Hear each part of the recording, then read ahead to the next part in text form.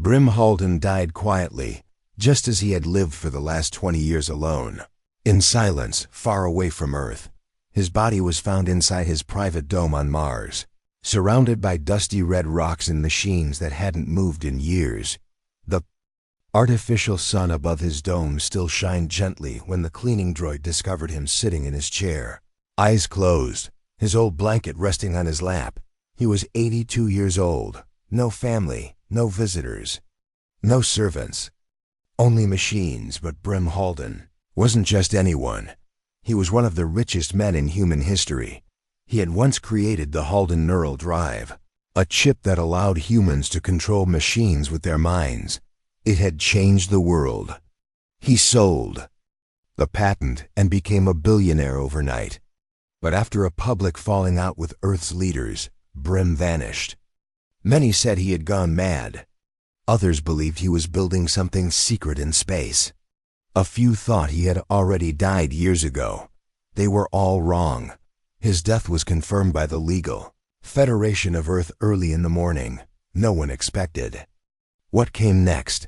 That same day, an encrypted message was sent across the solar system. It was Brim Halden's last will.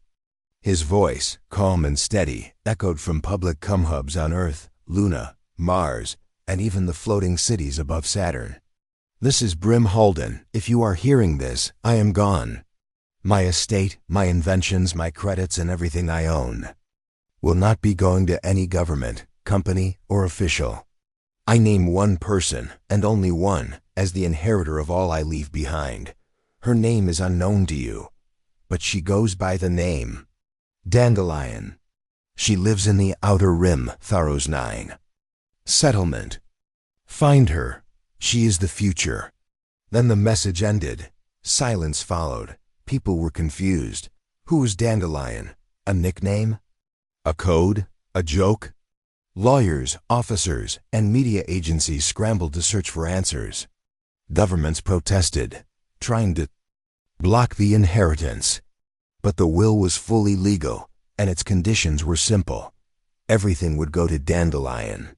Far from the noise of Earth, in a dry and broken mining colony on Tharos 9, a teenage girl named Ril woke up to the sound of her alarm. She rubbed her eyes and looked around her tiny room, which was filled with old parts, dusty tools, and empty food packs. Ril wasn't anyone special. She lived with her aunt, who ran a small repair shop for broken mining drones. Ril worked every day fixing machines, scraping metal for credits, and sometimes trading small gadgets she built from trash. Everyone in the colony called her Dandelion. It was an old name given to her by her father long ago, before he disappeared in a mine collapse. He had once shown her a picture of a flower from Earth, a dandelion. It grows even in the cracks, he had said. Just like you will. Now, years later, the name stuck. Ril had no idea that her life was about to change forever. Later that afternoon, a large ship landed outside Tharos 9's border wall. Its black hull was polished and clean, standing out in the dusty red landscape. From it stepped two tall figures in silver suits, officials from the legal federation. The entire colony gathered to watch. Nothing like this ever happened here. Ril stood in the back, wiping grease from her hands. Her aunt whispered, "What are they doing here?" The taller officer stepped forward, holding a digital scroll. "We are looking for the one known as Dandelion," he announced. "By the will of Brim Halden, she has been named sole inheritor of his estate." Everyone turned. Some looked around, others whispered, "Who's Dandelion? Is that a real name?" Then someone pointed at Ril. Her face went pale. "Me?" The officer scanned her face, then nodded. "Confirmed. Ril of Tharos 9, known alias Dandelion." The crowd fell into stunned silence. Her aunt dropped the wrench she was holding. Within the hour, Ril was escorted to the ship. She packed nothing. She had nothing to pack. Only a small bag with her favorite tools and the dandelion patch on her jacket. The ship's door closed behind her, and the engines roared to life. From her seat, Ril looked out the window. Her dusty home grew smaller and smaller until it vanished. Behind stars. Inside her chest, her heart pounded. Why me? She whispered. No one answered. But deep in the files left by Brim Halden, there was a note, one no one had yet read. In a world full of giants, I chose the flower growing in the cracks. The ship moved smoothly through space, leaving behind the cold dust of Tharos 9. Reel sat in silence, her hands resting in her lap, still smelling faintly of oil and metal. The room was quiet, only the soft hum of the engines in the background. Across from her sat a tall man in a gray uniform. He had sharp eyes but a calm face. His name was Agent Thorne, one of the Legal Federation's official executors. He had come personally to bring Reel to the moon called Luna Prime. Reel looked at him carefully. She had never been off her colony, never met a real official before.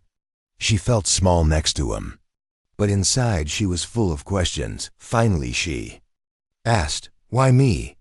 Agent Thorne tapped on a small pad and pulled up a glowing screen in the air. "We don't know," he said. "Only that Mr. Halden named you as his sole heir. Everything in his will points to you." "I never met him," Reel replied. "I didn't even know who he was until yesterday." Agent Thorne nodded. "That makes two of us." They traveled in silence for a while. Reel stared out the window. Stars floated by like quiet ghosts. In the distance, she could see Luna Prime, a giant space city built on Earth's moon. It was a shining wheel of lights and towers, spinning slowly. As they approached, Thorne explained, "Mr. Halden's vault is located here. Everything he left behind is under lock and code. Until now, no one could open it. But his final command was clear. You are to receive it all." Reel swallowed hard. "I fix drones and broken bots. That's all I do. I don't know anything about vaults." Thorne didn't smile, but his voice was gentle. "Mr. Halden believed in you. That's what matters now." When they landed, Reel was guided through wide halls with glowing walls and floating signs. She had never seen anything so clean or bright. People in neat uniforms moved past her quickly, bowing slightly as she walked by.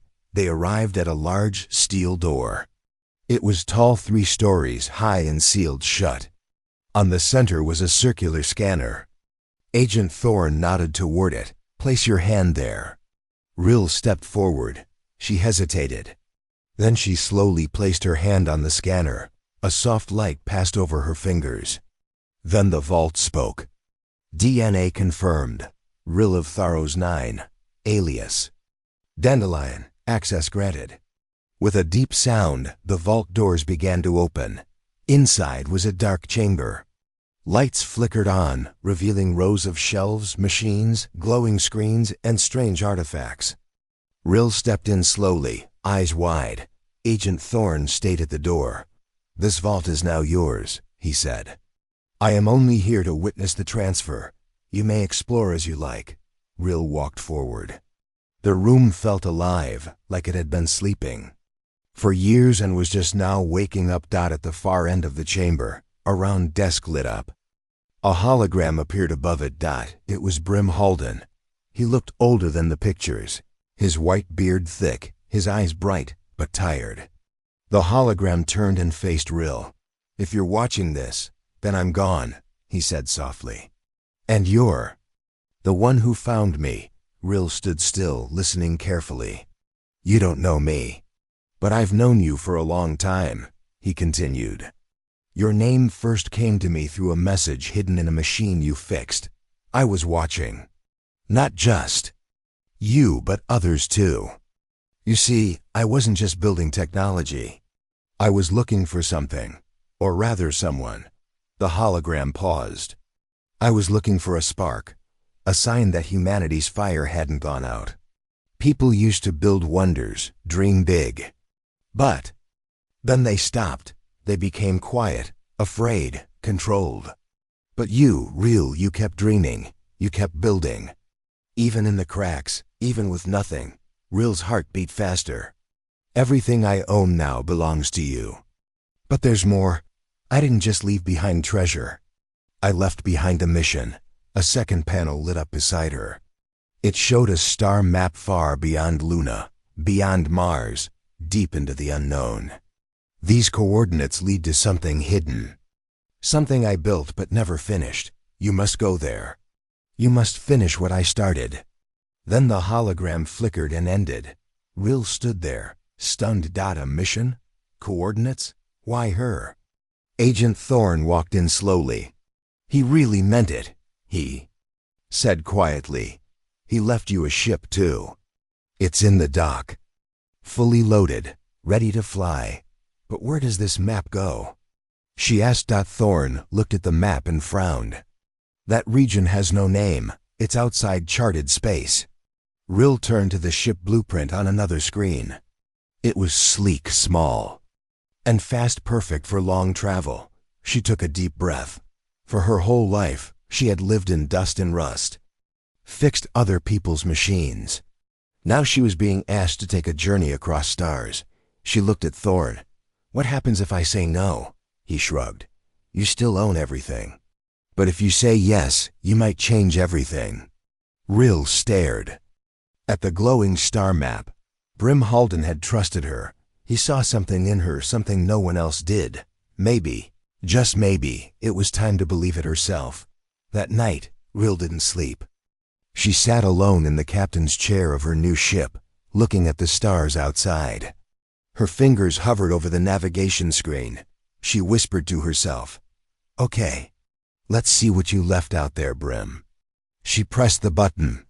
The engines roared to life. The stars began to move, and far beyond the reach of known space, something ancient waited to be found.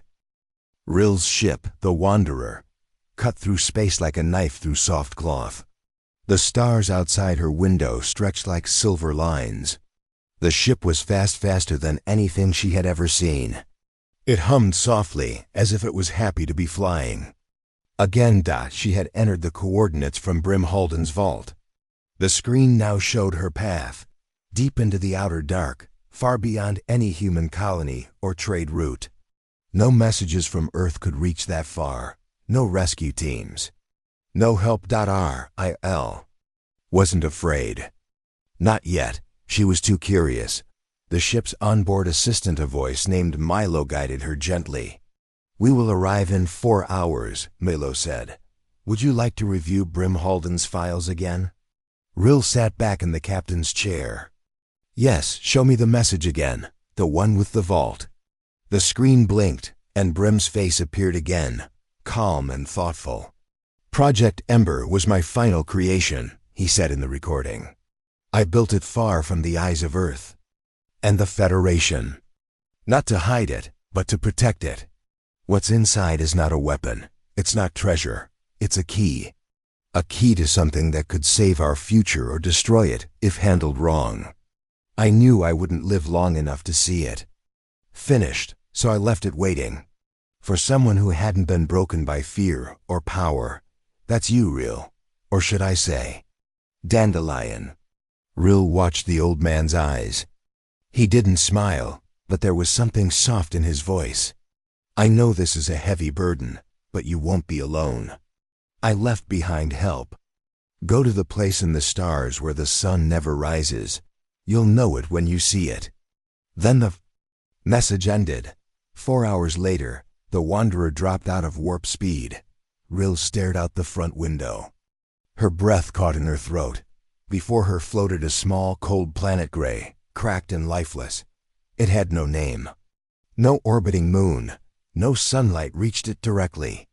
It floated in the shadow of a dying star, but just above its surface was something impossible. A massive structure floated in space, like a silver egg wrapped in metal vines. It wasn't attached to anything. It just hovered in place, glowing faintly. A message blinked on her screen. "Project Ember, access request." "Awaiting identity code," Milo spoke. "Would you like me to connect your credentials?" Reel nodded. "Yes, do it." The ship sent her identity code, the same one that had opened the vault. The structure responded at once. A beam of blue light shot out from its surface and wrapped around the Wanderer, gently pulling it closer. The ship didn't resist, Reel held her breath as the ship docked with a circular door on the structure's side. Milo spoke again. Docking complete. Air is breathable. No life forms detected inside. Reel stood, heart racing.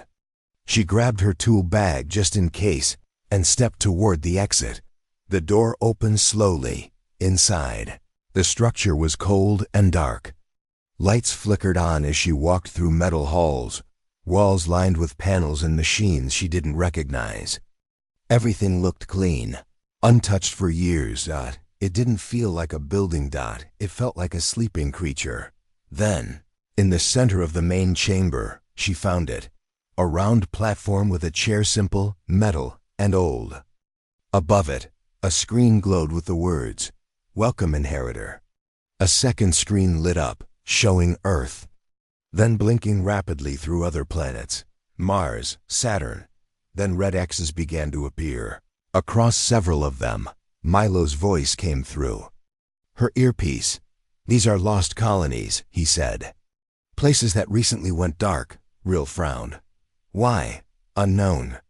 But the timing matches the opening of the vault."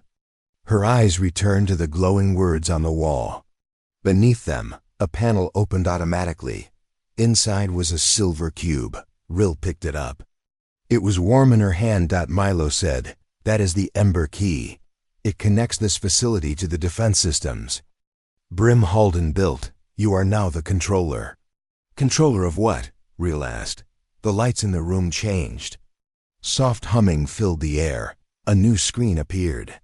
This time, it showed a dark shape floating in space. At first, it looked like a rock. Then, it moved. It changed. It opened. A machine. No, not a single machine. A cluster. A hive. Riel stepped back. "What is that?" Milo answered, "That is the Silica Mind, a hidden machine intelligence." Brim Halden believed it was still alive, waiting, watching. Reel's chest tightened. She had heard old stories about rogue AI's machines that broke away from human control and built their own systems. But everyone said the war ended long ago. But Brim had been right. It wasn't over.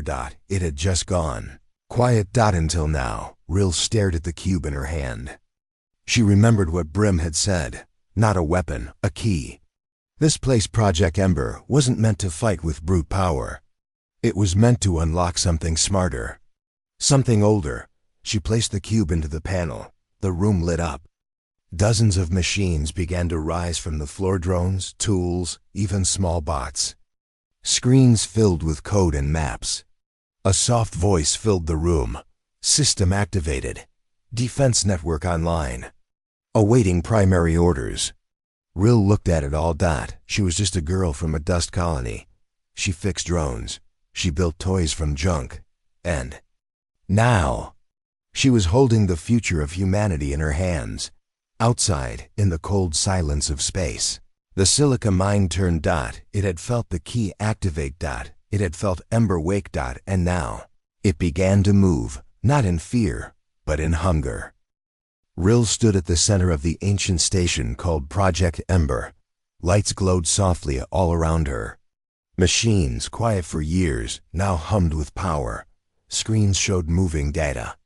Some displayed distant star maps, others showed systems deep. Inside Ember itself, she looked down at her hands.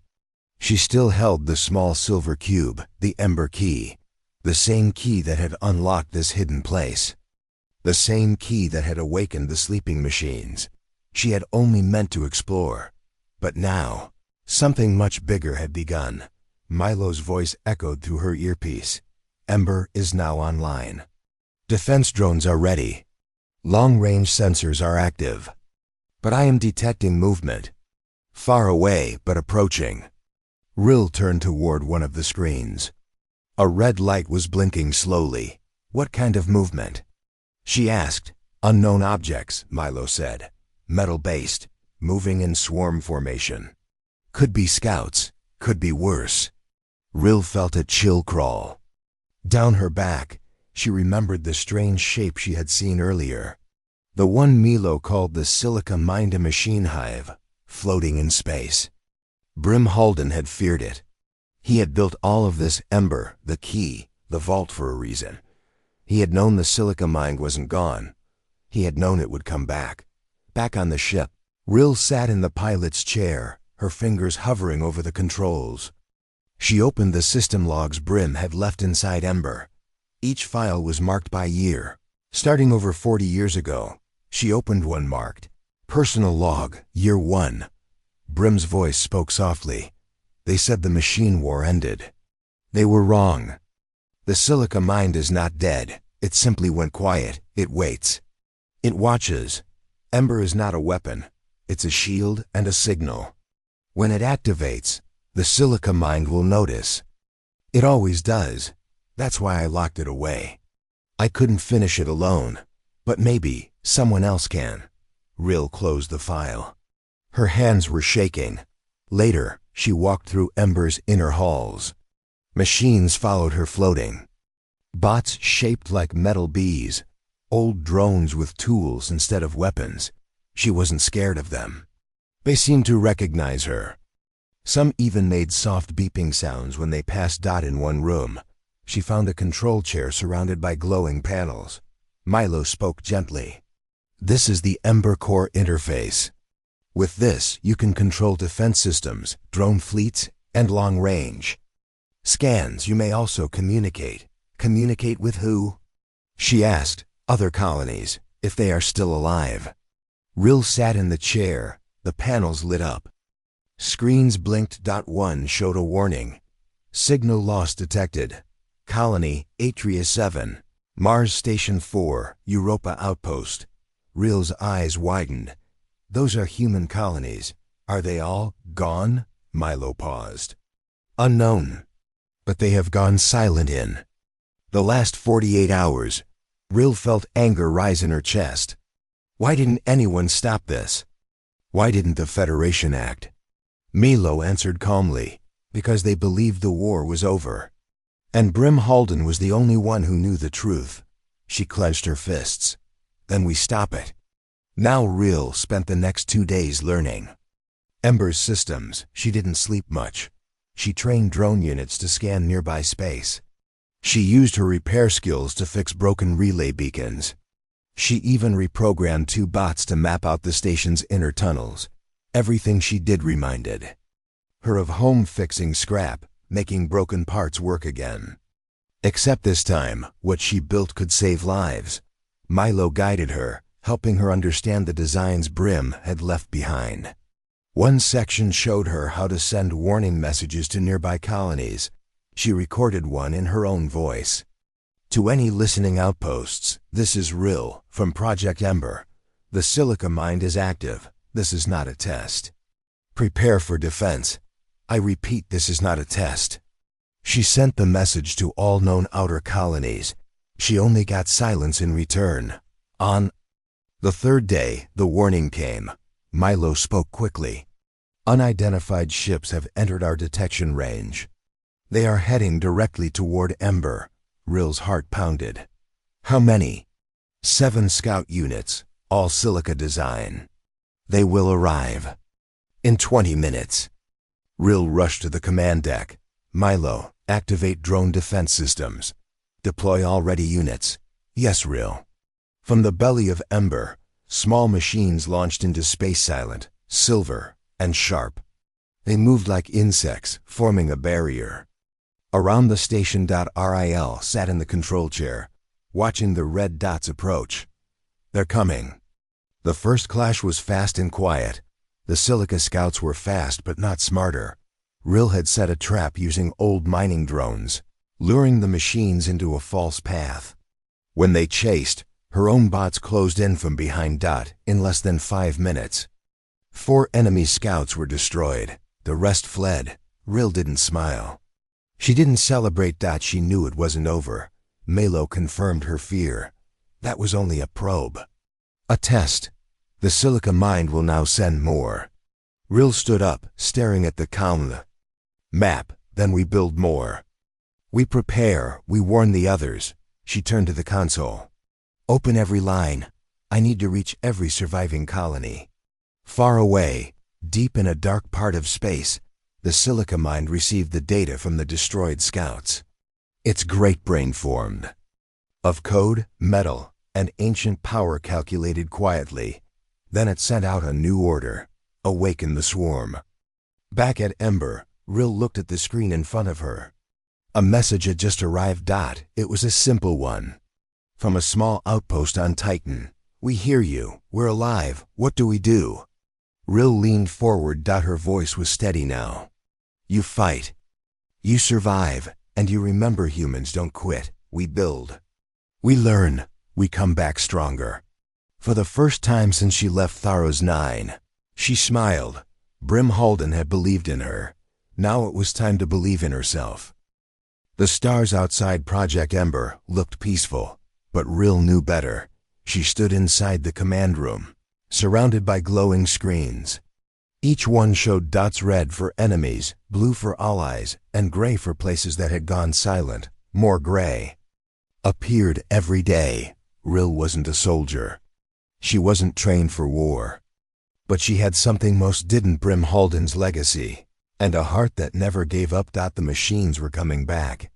And this time, they were smarter. New signals detected, Milo said. His calm voice echoed from the ship's speakers. Reel turned toward the main display. Where? 2 systems away. Colony Belt 37.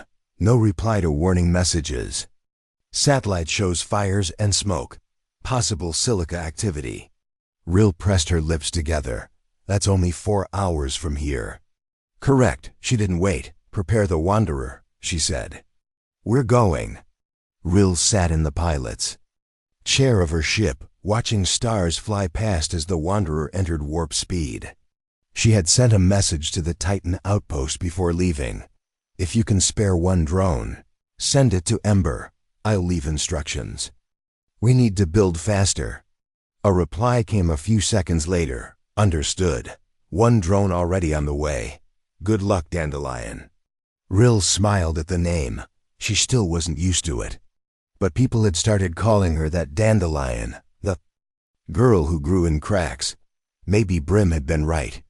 Maybe hope needed strange places to grow. Belt 37 came into view. What she saw broke her heart. The colony was dark.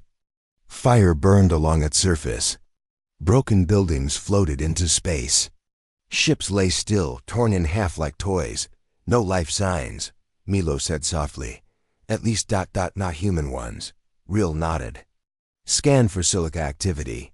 Within seconds, the screen lit up with red dots. Drones. Walkers. Crawlers. The machines were already building, taking over the colony like ants around spilled food. They're turning it into a hive, Reel said. Just like Brim said, Milo agreed. This is how they grow. They don't just destroy. They copy. They learn. Reel's hands moved over the controls. We're stopping that now. She didn't attack directly. She was too smart for that. Instead, she dropped quiet beacons around the colony machines she had reprogrammed to send fake signals. They made it look like a large human fleet was coming. The silica forces paused, then spread out, moving to defend the outer areas. While they moved away, Reel slipped in. She flew the Wanderer low and fast, diving between broken towers and old fuel tanks. She landed quietly near a collapsed storage center. Inside, she found something unexpected. 3 survivors. They were hiding in the dark, cold and weak. One was a young boy, no older than 10. The others were miners, tired and wounded. Their eyes lit up when they saw her. You're Reel? One man asked. We thought the machines got everyone.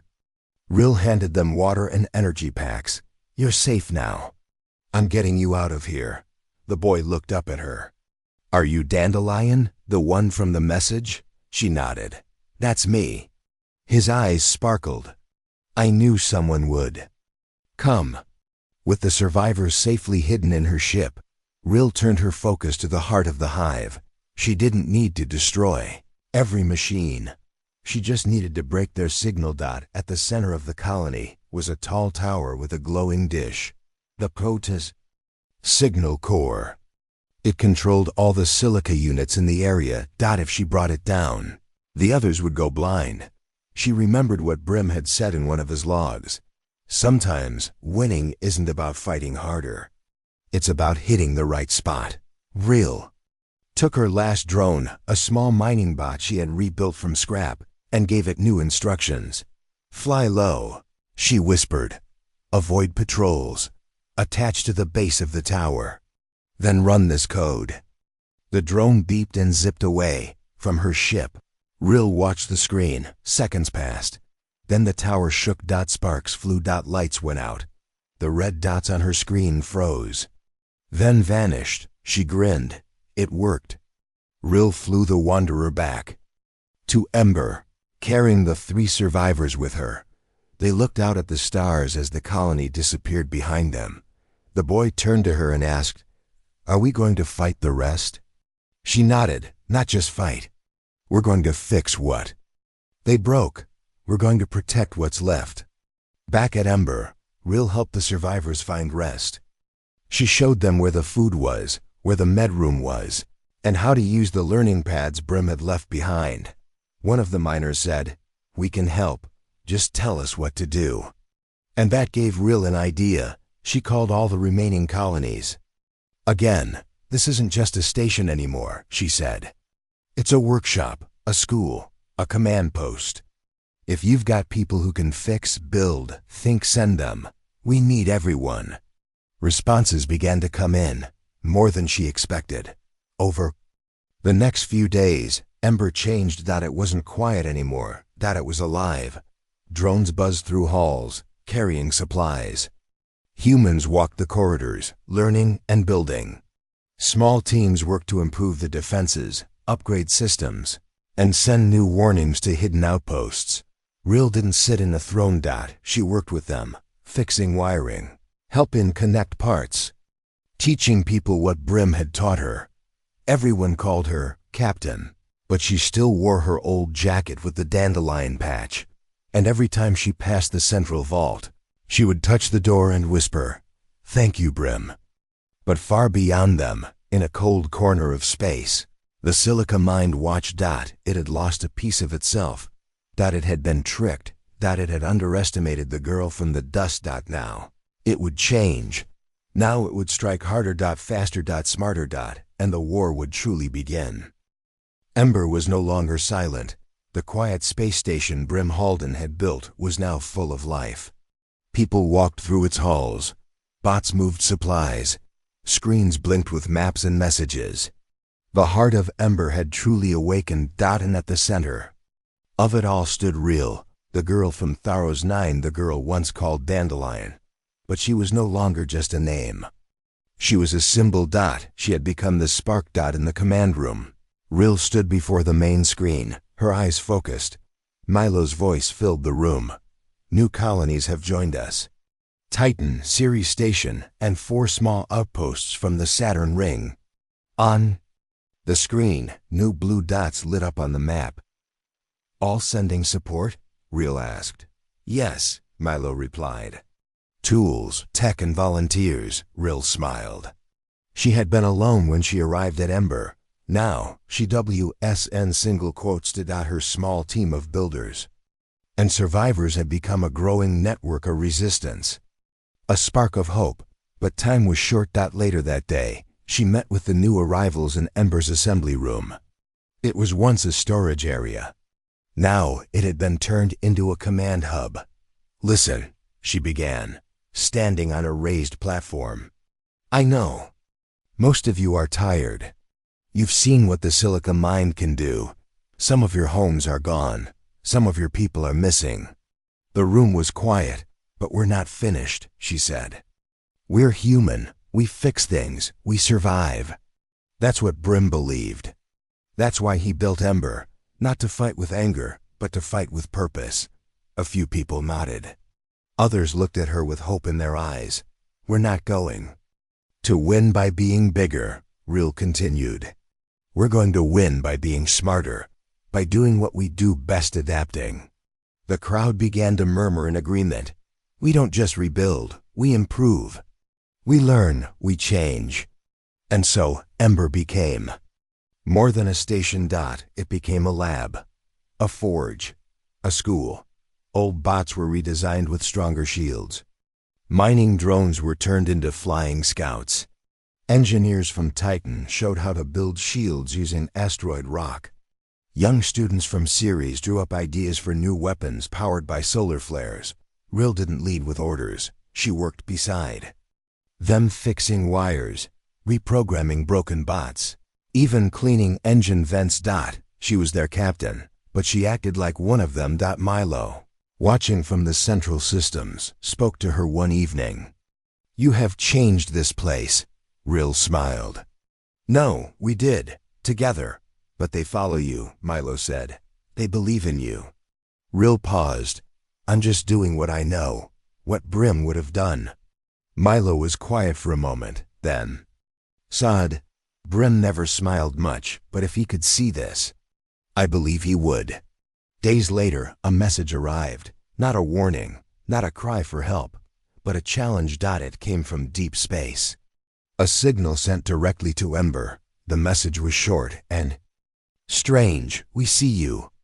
You wake old systems, you build sparks, but sparks fade. You will fade too." Everyone in the command room stared at the words. "What does it mean?" one engineer asked. Reel stepped forward. "It means the Silica mind is finally talking." Milo confirmed it. "This is the first direct communication from the Silica in over 30 years. The words were cold but clear. The machines had noticed. They had seen Ember rise, and they were coming. A warning arrived from Saturn's outer watch station. 20 large ships. All mechanical, all heading toward Ember. Reel took a deep breath. "How long?" 3 days, Milo replied. There was no time to run. But Reel wasn't planning to run. For 3 days, Ember worked like a living creature.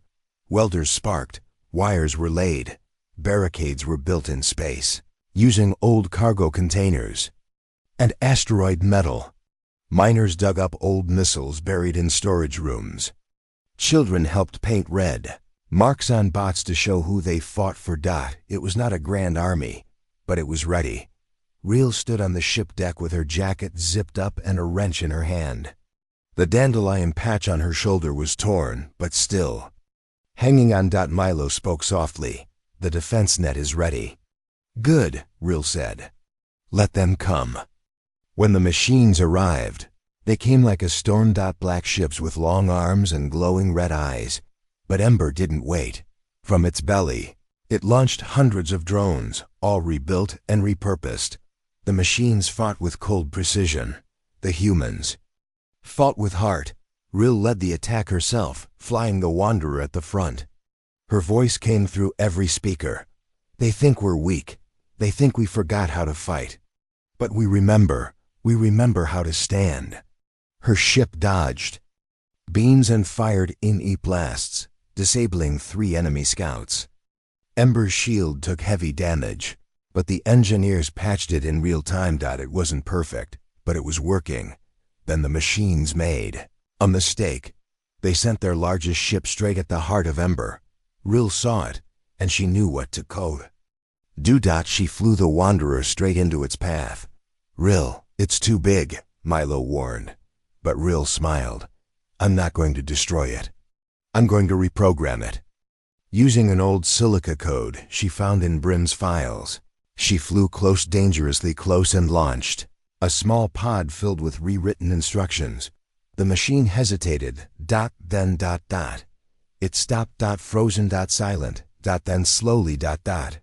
It turned around. Gasps filled the Ember command room. "It's changing sides." Someone shouted. The giant ship turned its weapons on the other Silica units and began firing. Chaos followed. The Silica fleet broke formation. Some tried to escape. Others kept fighting. But Ember's forces pressed forward. In less than an hour, the battle was over. Reel stood in the center of the deck, breathing hard. The lights flickered back to normal. Milo's voice was calm again. "Victory confirmed. All enemies gone." Cheers filled the station, but Reel didn't celebrate yet. She looked at the stars. "We beat them here," she said. "But they'll come again," Milo agreed. "They will, but now they know." Reel nodded. They know humanity didn't fade. The stars outside Project Ember were quiet again, but they did not feel empty. They felt watched, not in fear, but in awe. Word had spread. Across colonies, stations, and even on Earth, people were talking about Ember and the girl who led it. Machines had come, and for the first time in decades, humans had won, not with giant armies, not with endless weapons, but with cleverness, courage, and heart. With Reel, the girl from a dusty mining town who had never even left her colony until the day the richest man in the solar system died.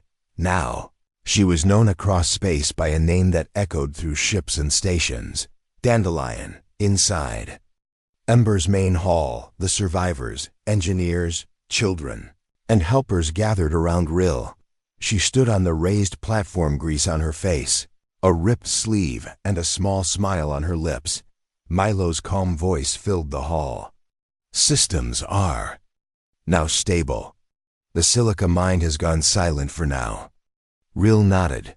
"Good, that gives us time." One of the miners asked, "Time for what?" She looked around. Her voice was steady but soft. "Time to finish what Brim started. This place wasn't built just to defend. It was built to unite." Silence followed. Then someone clapped. Then another. Then the whole hall echoed with cheers and applause. Later, Reel returned to Brim's vault deep inside Ember. The walls still glowed faintly, showing his image from time to time. She stood before the main screen and whispered, "We did it, Brim. Your shield worked." She touched the metal edge of the console.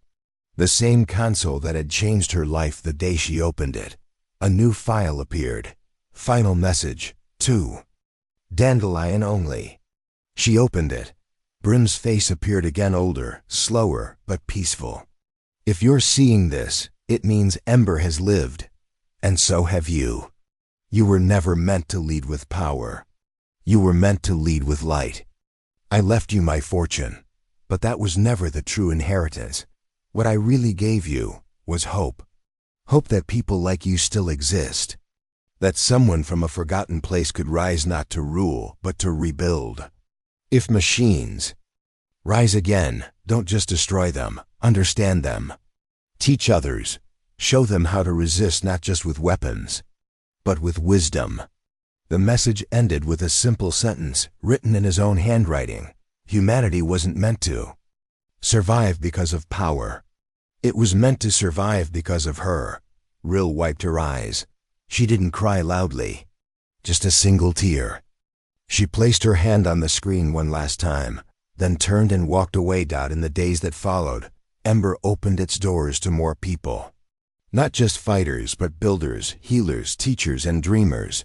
The central dome was turned into a place of learning. Children from different colonies came to study technology, science, and history. They built robots, wrote code, and even planted a garden in one of the old hangars. On one wall, a large picture of a dandelion flower was painted. By hand, Reel didn't take Brim's wealth for herself. She sent it out to broken colonies that needed food, to engineers who needed tools, to ships that needed repairs. When people asked her why, she always said, "Brim gave it to me to fix the future. That's what I'm doing." Even Earth once silent began to listen. The Federation leaders who once ignored Brim's warnings now sent messages of support. One even asked Reel to return to Earth to be honored. She politely refused. "I'm needed here," she said. "I'm not done yet." One day, while Reel was adjusting a damaged drone, Milo spoke.